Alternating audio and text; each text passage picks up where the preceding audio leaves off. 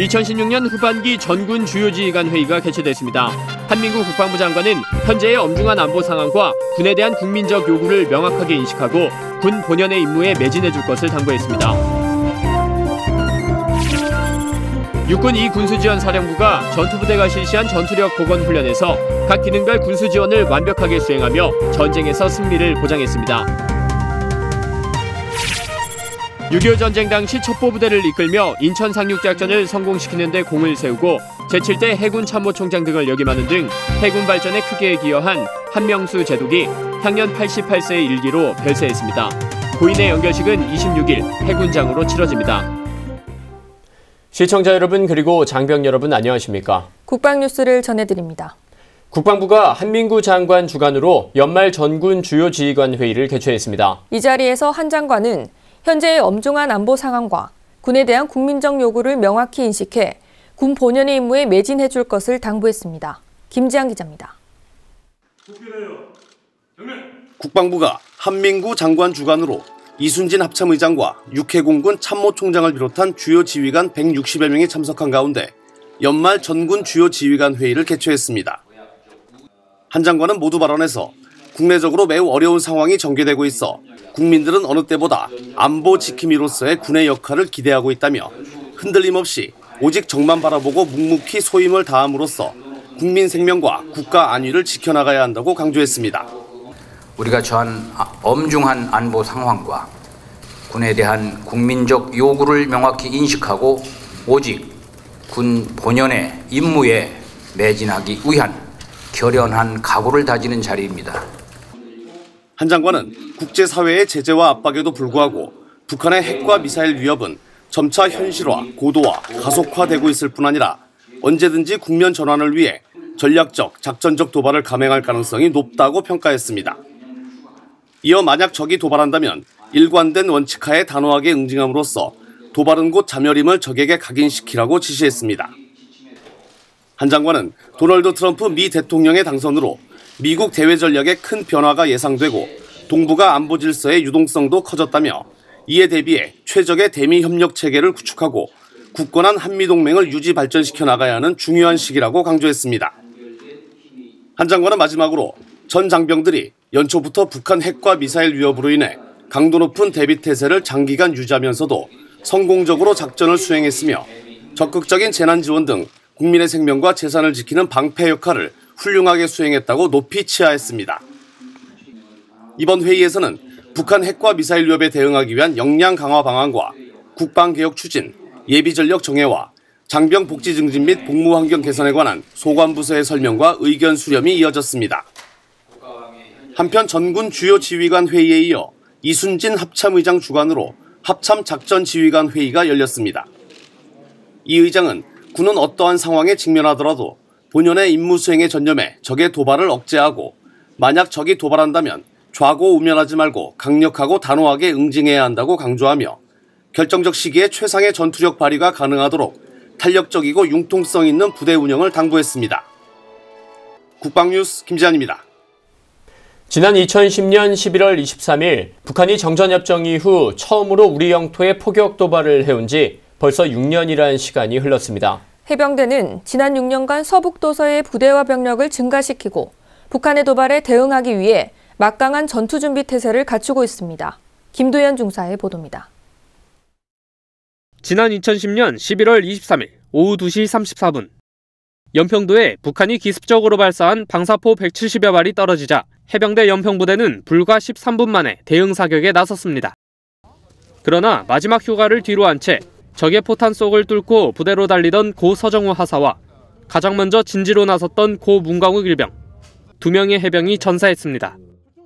해병대는 그들의 희생을 잊지 않기 위해 고 서정우 하사와 고 문광욱 일병의 흉상을 광주 문성중학교와 군산 음파유원지에 각각 세우고 오늘날까지 그들의 희생정신과 넋을 기리고 있습니다.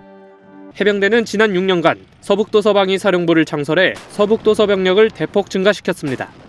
특히 연평도에는 포병부대와 관측부대, 유도탄 부대와 다련장 부대 등을 창설해 연평도의 평화와 안전에 만전을 기하고 있습니다. 한편 김정은은 최근 연평도에서 4.5km 떨어진 갈도와 장제도를 시찰하고 방사포 사격 훈련을 벌이는 등 우리 영토에 대한 위협 수위를 높이고 있습니다. 이에 연평부대는 지난 23일 6년 전 북한의 기습 포격이 시작된 오후 2시 34분에 맞춰 북한의 포격 상황을 가정한 실전과 같은 훈련을 실시했습니다. 북한의 도발에 즉각 대응하는 훈련과 함께 만약 북한이 도발해 온다면 강력히 응징할 것을 다짐하고 있습니다. 우리 연평부대 장병들은 선배 해병들의 피로써 지켜낸 이곳을 반드시 사수하겠습니다. 최전방 연평부대에서 또 도발한다면 100배, 1000배 응징하겠습니다. 국가대표 포병부대 포출중대에서 북해의 도발을 반드시 뿌리 뽑겠습니다. 해병대 연평부대 장병들의 대북 응징 의지는 어느 때보다 불타오르고 있습니다. 선배님들의 희생을 절대 잊지 않겠습니다. 필승! 국방뉴스 김두현입니다.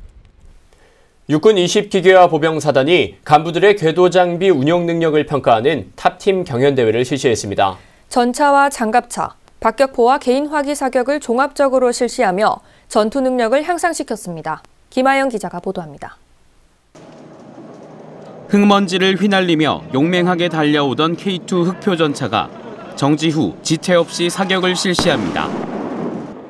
빠르게 기동 중인 K1A1 전차의 포신을 떠난 탄은 움직이는 표적을 어김없이 관통합니다. 육군 20기계화 보병사단이 지난 23일부터 이틀간 실시한 탑팀 경연대회 현장입니다.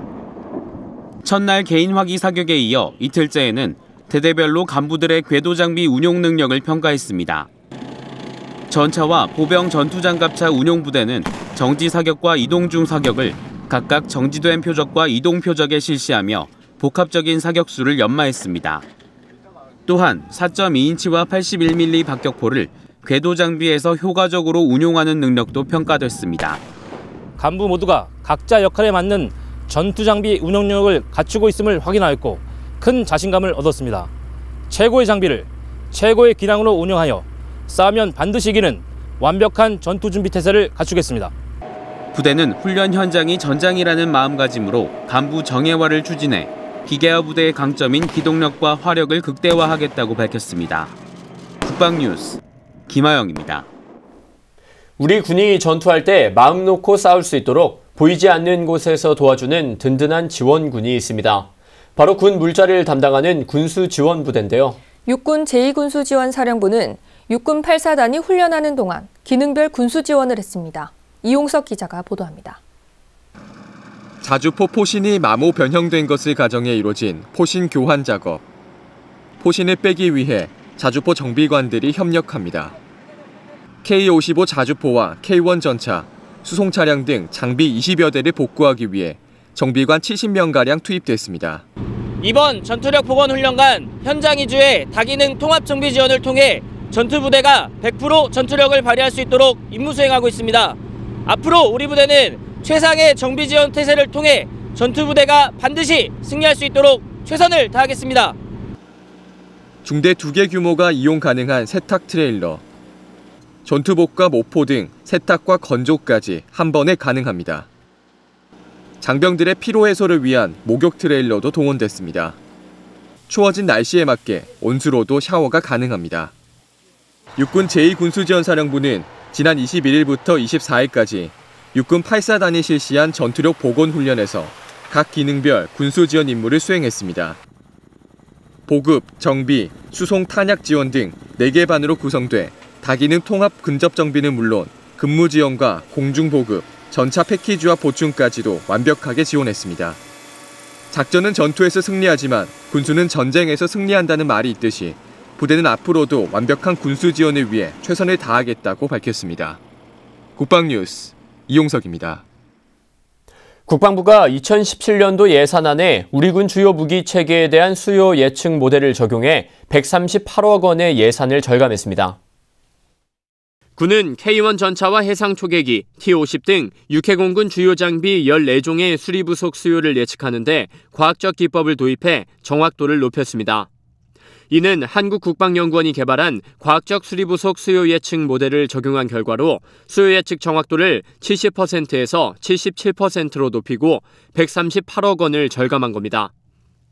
이에 따라 2018년까지 정확도를 80% 이상으로 높이기 위해 모델 개발을 추진 중이며 적용되는 장비도 27종으로 확대할 계획입니다.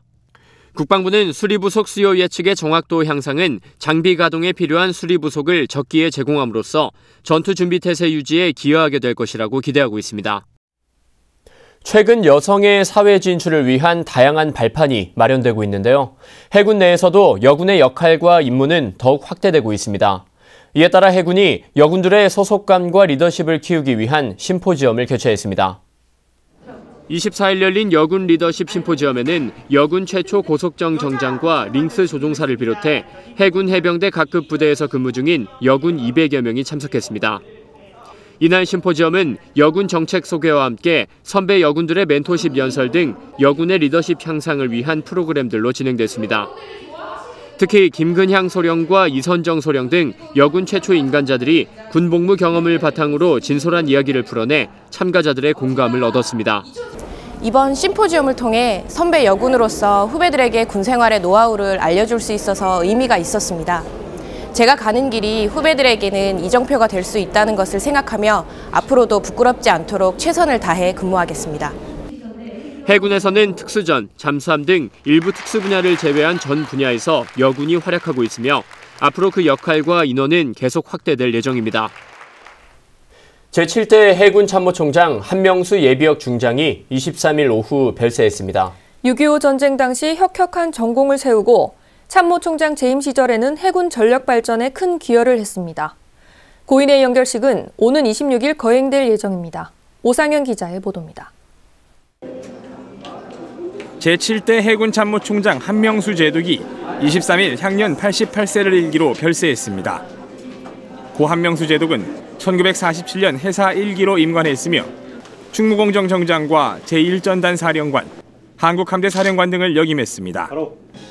특히 1949년 8월 당시 해군 정보감으로 근무하며 북한이 미국 군사고문단장 전용 보트를 납북하는 도발을 하자 우리 군 최초의 응징작전인 몽금포 작전을 지휘해 북한 경비정 4척을 격침하고 120여 명을 사살하는 전과를 올렸습니다.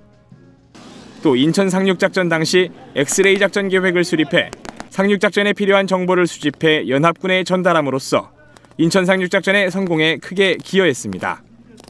영도 도민들, 인천 시민들이 결국에 있어서는 생사를 초월해가지고 애국적인 봉사적 도움을 준 것이 우리가 성공할 수 있는 결론입니다.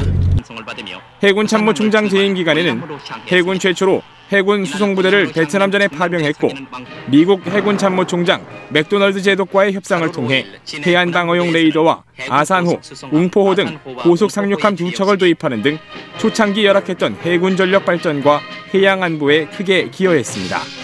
박 대통령이 그날 참석하고서 저렇게 하는 말씀이 해군 장병이 함재도 그 예편을 갖다 축하 선물로 보냈고 왜냐하면 장병들이 밤을 새워가지고서 총장 교대식 전까지 이것을 갖다가 체육을 해야 되겠다. 그래서 열심히 해서 참 당시의 장병들에 대해서 내 개인적으로 상당히 고맙게 생각합니다. 예. 청렴한 군인으로 오직 해군의 발전과 국가 안보만을 생각했던 고 한명수 제독의 장례는 오늘 26일까지 삼성서울병원에서 해군장으로 치러집니다. 연결식은 26일 오전 7시, 안장식은 같은 날 11시에 국립대전현충원 장군 제2묘역에서 거행될 예정입니다. 국방뉴스 오상현입니다. 지난 11일을 기준으로 북한 이탈 주민 숫자가 3만 명을 넘어섰습니다.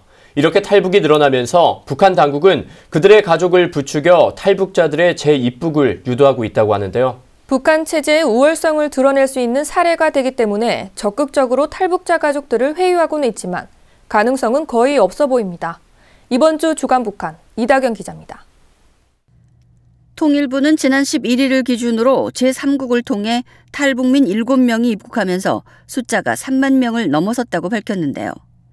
1962년 6월 최초 귀순에 이어 2006년 2월 10,000명, 2010년 11월 2만 명을 돌파했고 이후 3만 명을 넘어섰습니다. 탈북민 수는 2005년 1,384명을 기록한 이후 지속적으로 증가해 2009년에는 2,914명까지 늘었습니다. 하지만 북한 당국의 국경 통제와 탈북에 대한 처벌 강화로 2012년 1,502명, 2013년 1,514명, 2014년 1,397명, 지난해에는 1,275명으로 감소세를 보였습니다. 그런데 올해는 1월에서 10월 입국한 탈북민이 1,155명으로 지난해 대비 약 18% 증가했습니다. 이렇게 탈북이 늘어나면서 북한 당국의 탈북민 가족에 대한 미행을 비롯해 감시와 협박 등이 강화됐는데요. 북한 전문 소식통에 의하면 보위성과 보안성 간부들이 200일 전투 성과에 내놓을 실적 때문에 어떻게 해서든 증거나 트집을 잡기 위해 혈안이 돼 있다고 합니다. 집안 어딘가에 도청 장치가 설치돼 있는지 알 수 없는 탈북민 가족들은 1분 1초조차 자유로울 수 없는 현실에 극심한 정신적 압박을 느끼고 있습니다.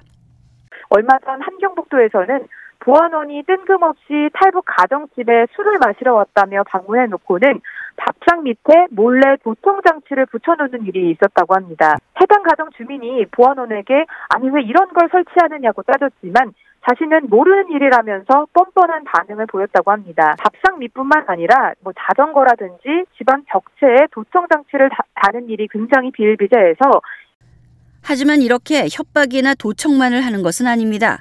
늘 체제 선전할 구실을 찾다 보니 최근에는 회유의 방법도 병행한다고 합니다. 탈북자가 다시 북한으로 돌아온다면 북한 체제의 우월성을 증명하는 것이 된다는 점에 착안해 모든 걸 용서해 줄 테니 탈북한 가족이 돌아오도록 부축이라며 탈북민 가정을 방문한다고 하는데요. 이러한 당국의 사탕발림이 감시와 미행과 협박, 도청장치 등에 시달리고 있는 탈북민 가족들의 귀에 고지 들릴까요? 다시 돌아온다면 오히려 더 심한 감시 속에서 체제 선전에 이용만 당할 게 뻔한데 말입니다. 지금까지 주간 북한 이다경이었습니다. 국방부가 연말 전군 주요 지휘관 회의를 개최했다는 소식 전해드렸습니다. 이 자리에서 한민구 국방부 장관은 군이 흔들림 없이 묵묵히 소임을 다해야 함을 강조했는데요. 우리 군은 오직 국민의 생명과 재산을 지키는 본연의 임무에만 충실할 것입니다. 국방뉴스를 마칩니다. 시청해주신 여러분 고맙습니다.